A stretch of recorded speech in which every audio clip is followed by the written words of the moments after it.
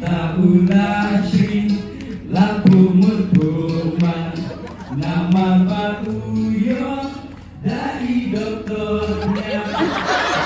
Sampai kong Bang Sri Palan Bayo iwe ya uken ya ma